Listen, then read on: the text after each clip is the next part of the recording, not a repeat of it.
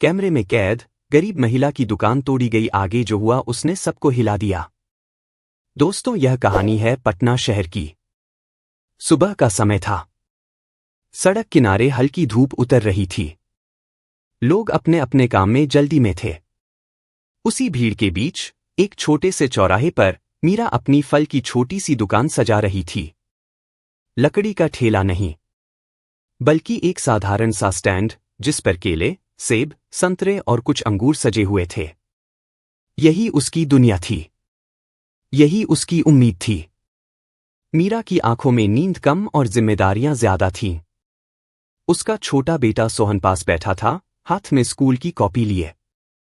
माँ, आज मैं स्कूल जाऊंगा ना? सोहन ने धीरे से पूछा। मीरा ने हल्की मुस्कान दी। हाँ बेटा, आज जरूर जाएगा, बस थोड़े फल बिक जाए। उसकी आवाज में भरोसा था, लेकिन दिल में डर छुपा था। रोहन, उसका पति, कभी इसी दुकान को लगाने में उसका साथी था। सुबह सुबह मंडी से फल लाना, उन्हें सजाना, ग्राहकों को बुलाना, दोनों मिलकर करते थे। लेकिन अब सब बदल चुका था। रोहन अब घर से दूर रहने लगा था। शराब, जुआ और गलत संगत ने उसे पूरी तरह बदल दिया था। कई बार वो मीरा से पैसे छीनकर चला जाता था। मीरा ने बहुत समझाया, बहुत रोई, लेकिन अब उसने उम्मीद करना छोड़ दिया था। आज भी रोहन का कोई पता नहीं था। मीरा ने गहरी सांस ली और काम में लग गई। धीरे धीरे ग्राहक आने लगे। कोई केला खरीद रहा था, कोई सेब। मीरा हर ग्राहक से मुस्कुराकर बात करती थी, चाहे अंदर कितना भी दर्द क्यों ना हो। सोहन भी बीच बीच में मदद करता। ये लो अंकल, अच्छे वाले संतरे हैं। सब कुछ धीरे धीरे ठीक लगने लगा था। लेकिन तभी अचानक सड़क पर तेज आवाज के साथ गाड़ियां आकर रुकी। 4-5 आदमी उतरे और उनके पीछे आया विक्रम सिंह, इलाके का दबंग ठेकेदार। उसे देखकर आसपास खड़े लोग चुप हो गए। कुछ लोग धीरे धीरे वहां से हटने लगे। मीरा का दिल तेजी से धड़कने लगा। विक्रम सिंह सीधे उसके फल के ठेले के पास आया और नीचे रखे फलों को पैर से हिलाते हुए बोला, ये दुकान किसकी है? मीरा ने डरते हुए कहा, साहब, मेरी है। विक्रम सिंह ने उसे ऊपर से नीचे तक देखा, फिर हंसते हुए बोला, अब नहीं रहेगी। मीरा के हाथ कांप गए। साहब, ऐसा मत कहिए। मैं कई साल से यहां फल बेच रही हूं। मेरा बच्चा है, हमारा यही सहारा है। उसकी आवाज भर्रा गई। लेकिन विक्रम सिंह के चेहरे पर कोई फर्क नहीं पड़ा। उसने अपने आदमियों को इशारा किया, साफ कर दो। बस एक इशारा, और सब खत्म होने लगा। आदमी आगे बढ़े और फलों को जमीन पर फेंकने लगे। केले कुचल दिए गए, सेब सड़क पर लुढ़कने लगे, अंगूर बिखर गए। मीरा चिल्लाई, नहीं, मत फेंको। ये सब मैंने उधार में खरीदे हैं, मत करो। वह फलों को बचाने की कोशिश करने लगी, लेकिन किसी ने उसे धक्का दे दिया। सोहन डर के मारे रोने लगा, माँ, माँ। चारों तरफ लोग खड़े थे, लेकिन कोई आगे नहीं आया। कुछ लोग मोबाइल निकालकर वीडियो बना रहे थे, कुछ चुपचाप देख रहे थे, कुछ लोग नजरें फेरकर चले गए। मीरा जमीन पर बैठकर बिखरे हुए फलों को समेटने लगी, जैसे वो अपनी टूटी हुई जिंदगी को जोड़ने की कोशिश कर रही हो। लेकिन हर फल के साथ उसका हौसला भी टूटता जा रहा था। कुछ ही मिनटों में उसकी पूरी दुकान उजड़ गई। विक्रम सिंह ने एक बार फिर चारों तरफ देखा और बिना कुछ कहे गाड़ी में बैठकर चला गया। गाड़ियां धूल उड़ाते हुए दूर चली गईं। पीछे रह गई मीरा, उसके टूटे हुए फल और रोता हुआ सोहन। माँ, अब हम क्या करेंगे? सोहन ने आंसू पोंछते हुए पूछा। मीरा ने उसे गले से लगा लिया। उसके पास कोई जवाब नहीं था। उसकी आंखें सूख चुकी थीं, जैसे अब रोने की ताकत भी खत्म हो गई हो। उसी समय सड़क के उस पार लगे एक छोटे से सीसीटीवी कैमरे ने ये सब चुपचाप रिकॉर्ड कर लिया। किसी को नहीं पता था कि वही वीडियो आगे चलकर तूफान बनने वाला है। और मीरा सड़क पर बिखरे हुए फलों के बीच बैठी थी, हाथ में एक कुचला हुआ सेब लिए, आंखों में खालीपन और दिल में एक ही सवाल लिए, अब आगे क्या होगा? यही सवाल मीरा के मन में बार बार गूंज रहा था। सड़क पर बिखरे हुए फलों के बीच बैठी मीरा को ऐसा लग रहा था जैसे उसकी पूरी दुनिया उसी मिट्टी में मिल गई हो। सोहन अब भी उसके कंधे से चिपका हुआ रो रहा था। मीरा ने खुद को संभालने की कोशिश की, लेकिन हाथ कांप रहे थे।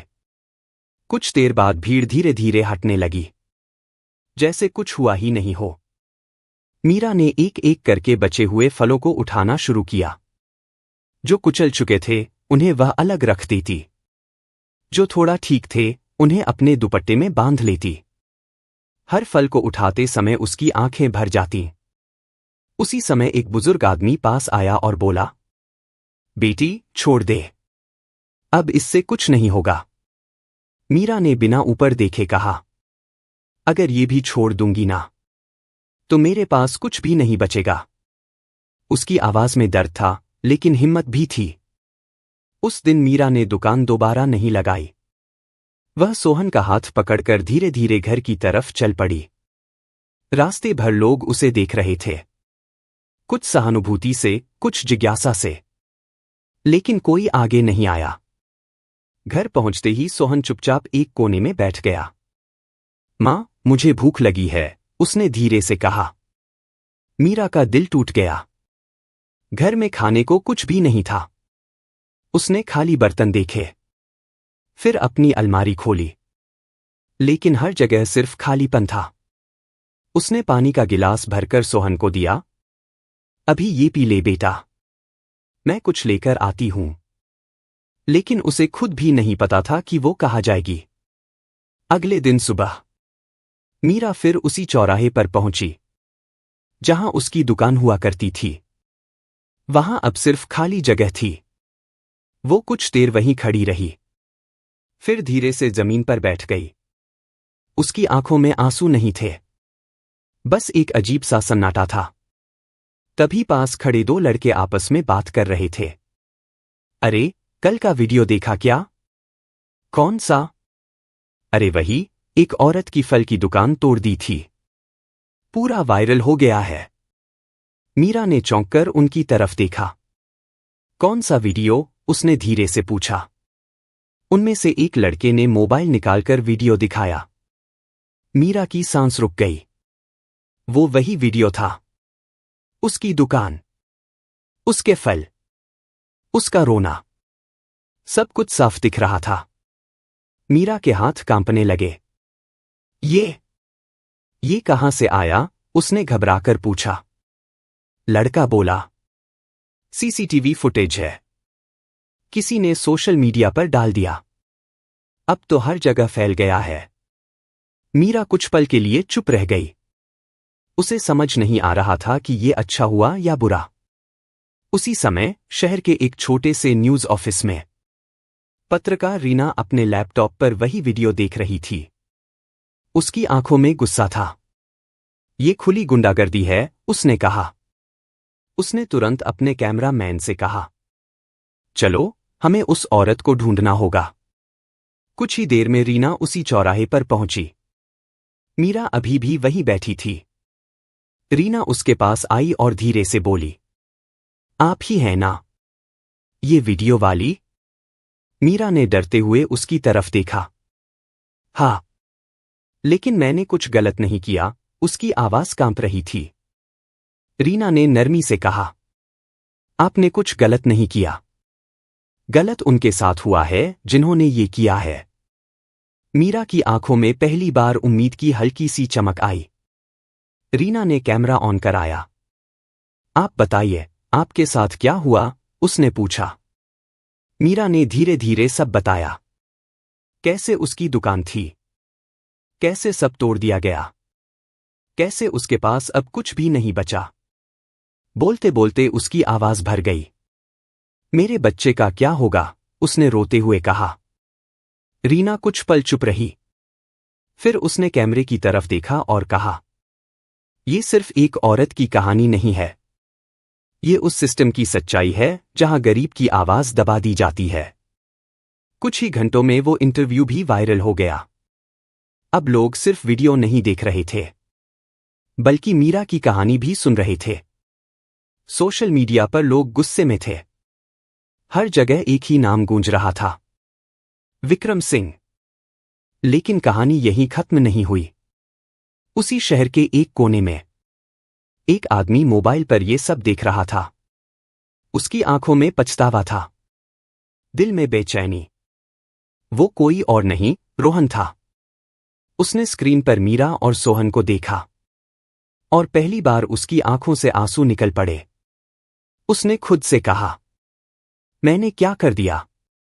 उसके हाथ कांप रहे थे, दिल तेज धड़क रहा था और उसी पल उसके अंदर कुछ टूटने लगा था, या शायद कुछ बदलने लगा था। मैंने क्या कर दिया? रोहन बार बार यही सोच रहा था। उसके हाथ में मोबाइल था, लेकिन नजरें स्क्रीन पर नहीं टिक पा रही थीं। मीरा का रोता हुआ चेहरा, सोहन की डरी हुई आंखें, सब उसके दिमाग में घूम रहा था। वो एक अंधेरी गली में बैठा था, जहां उसके जैसे कुछ और लोग भी थे। शराब की बोतल उसके पास पड़ी थी, लेकिन आज उसने उसे हाथ तक नहीं लगाया। पहली बार उसे अपनी हर गलती साफ दिखाई दे रही थी। अगर मैं साथ होता तो ये सब नहीं होता, उसने खुद से कहा। उसकी आवाज में पछतावा था, गहरा और सच्चा। दूसरी तरफ मीरा की जिंदगी अब पहले जैसी नहीं रही थी। वीडियो वायरल होने के बाद लोग उसे पहचानने लगे थे। कुछ लोग मदद के लिए आगे आए। किसी ने थोड़ा पैसा दिया, किसी ने खाने का सामान। लेकिन मीरा के अंदर जो टूट गया था, वो अब भी वैसा ही था। वो हर मदद लेने से पहले झिझकती थी। मैं भीख नहीं ले रही, मैं बस अपना हक चाहती हूं, वो धीरे से कहती। उसकी आवाज में अब डर कम और हिम्मत ज्यादा थी। पत्रकार रीना हर दिन इस मामले को उठाती रही। जब तक मीरा को न्याय नहीं मिलेगा, ये आवाज बंद नहीं होगी। उसकी रिपोर्ट हर जगह दिखाई जा रही थी। लोग सड़कों पर उतरने लगे, विक्रम सिंह के खिलाफ नारे लगने लगे। अब मामला बड़ा बन चुका था। इसी बीच रोहन ने फैसला कर लिया, वो वापस जाएगा। लेकिन इस बार पहले वाला रोहन नहीं।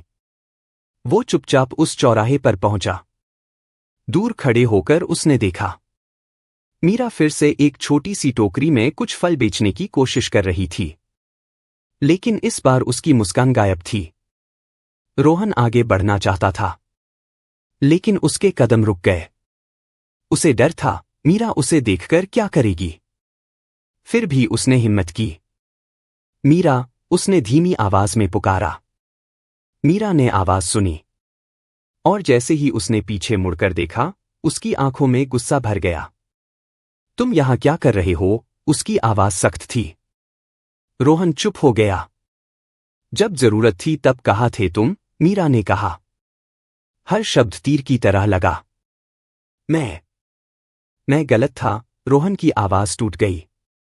अब समझ आया, मीरा ने तीखे स्वर में कहा। जब सब खत्म हो गया, तब याद आई हम। रोहन के पास कोई जवाब नहीं था। उसने सिर झुका लिया। पास खड़ा सोहन सब देख रहा था। वो धीरे धीरे रोहन के पास आया। पापा, उसने धीरे से कहा। रोहन की आंखें भर आईं। वो घुटनों पर बैठ गया और सोहन को गले लगा लिया। मुझे माफ कर दो बेटा, उसकी आवाज कांप रही थी। लेकिन मीरा का दिल अब भी नहीं पिघला था। सोहन, इधर आओ, उसने सख्ती से कहा। सोहन धीरे से मां के पास चला गया। मीरा ने रोहन की तरफ देखा और साफ शब्दों में कहा, हमारी जिंदगी से दूर रहो। ये शब्द सुनते ही रोहन जैसे अंदर से टूट गया। लेकिन इस बार उसने बहस नहीं की। उसने बस एक बार मीरा और सोहन को देखा और चुपचाप वहां से चला गया। उस दिन के बाद रोहन ने सच में खुद को बदलना शुरू किया। उसने शराब छोड़ दी, गलत लोगों से दूरी बना ली। वो रोज सुबह जल्दी उठता, मजदूरी करने जाता और जो भी कमाता उसका एक हिस्सा चुपचाप मीरा की मदद में लगा देता। कभी किसी के हाथ से फल भिजवा देता, कभी किसी को पैसे देकर कहता, उसे दे देना, मेरा नाम मत बताना। वो दूर रहकर भी उनका सहारा बनने लगा था। एक दिन मीरा अपनी छोटी सी दुकान लगा रही थी। तभी एक आदमी आया और बोला, बहन, ये फल रख लो, किसी ने भेजा है। मीरा ने पूछा, किसने? पता नहीं, उसने नाम नहीं बताया। मीरा ने कुछ पल सोचा, फिर फल ले लिए। ऐसा कई दिनों तक होता रहा। मीरा को समझ आ रहा था, लेकिन वो कुछ कह नहीं रही थी। उसी बीच विक्रम सिंह पर दबाव बढ़ता जा रहा था। लोगों का गुस्सा अब खुलकर सामने आ चुका था। रीना की रिपोर्टिंग ने मामला और गरमा दिया था। अब प्रशासन भी हरकत में आ गया। लेकिन कहानी ने एक और मोड़ लेना बाकी था। एक शाम सोहन अचानक जमीन पर गिर पड़ा। मीरा घबरा गई। सोहन, उठो बेटा, उसने उसे हिलाया। लेकिन सोहन की आंखें बंद थीं और शरीर बिल्कुल ढीला पड़ चुका था। मीरा के हाथ पैर कांपने लगे। कोई है, मदद करो, वो जोर जोर से चिल्लाने लगी। चारों तरफ लोग इकट्ठा हो गए, लेकिन कोई समझ नहीं पा रहा था क्या करें। उसी भीड़ में एक आदमी तेजी से आगे बढ़ा। वो रोहन था। उसने बिना कुछ सोचे सोहन को उठाया और दौड़ पड़ा। मीरा पीछे पीछे रोते हुए भाग रही थी। उसका दिल जोर जोर से धड़क रहा था। आंखों के सामने अंधेरा छाने लगा था। और उस वक्त उसे सिर्फ एक ही डर सता रहा था, मेरे सोहन को कुछ हो गया तो। यही डर मीरा के दिल को चीर रहा था। उसकी सांसें तेज हो गई थीं, कदम लड़खड़ा रहे थे, लेकिन वो रोहन के पीछे भागती जा रही थी। रोहन ने सोहन को अपनी गोद में कसकर पकड़ रखा था और बिना रुके अस्पताल की तरफ दौड़ रहा था। कुछ ही मिनटों में वो पास के सरकारी अस्पताल पहुंच गया। डॉक्टर, जल्दी देखिए, मेरे बेटे को क्या हुआ है? रोहन की आवाज घबराहट से कांप रही थी।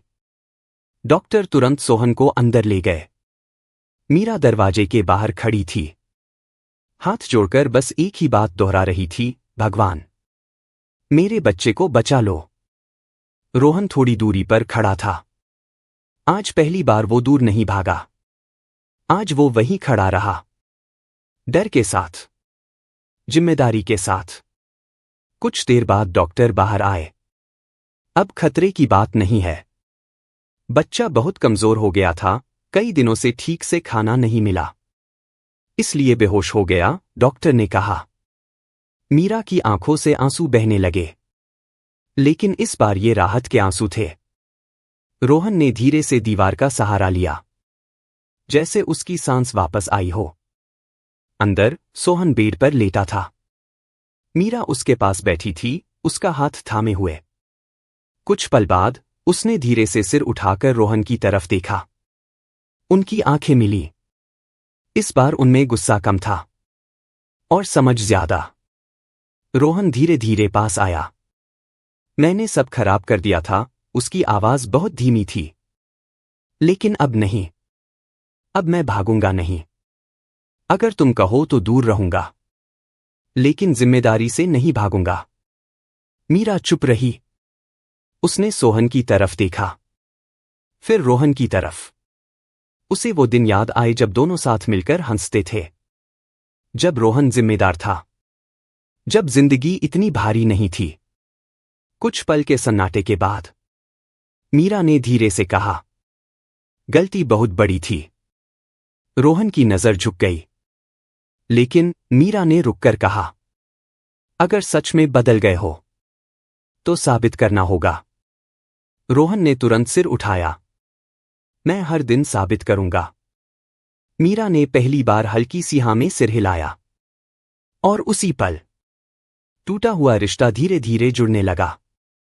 कुछ महीनों बाद वही चौराहा, वही जगह, लेकिन इस बार एक नई फल की दुकान थी, साफ सुथरी, सजी हुई। और उसके पीछे खड़े थे मीरा और रोहन। साथ में सोहन हंसते हुए ग्राहकों को फल दे रहा था। लोग रुककर देखते, मुस्कुराते। अब कोई डर नहीं था, अब सिर्फ मेहनत थी और साथ था। जिंदगी ने मीरा को बहुत कुछ सिखाया और रोहन को भी। गलतियां इंसान से होती हैं, लेकिन उन्हें सुधारना वही असली हिम्मत है। अब सवाल आपसे है, अगर आप मीरा की जगह होते, क्या आप रोहन को माफ करते या इतनी बड़ी गलती के बाद उसे हमेशा के लिए छोड़ देते? और अगर आप रोहन की जगह होते, क्या आप सच में खुद को इतना बदल पाते या फिर हालात का बहाना बनाकर फिर से वही गलती करते? बताइए, आप किसे सही मानते हैं, मीरा को या रोहन को, और क्यों? अपना जवाब कमेंट में जरूर लिखिए, क्योंकि आपकी सोच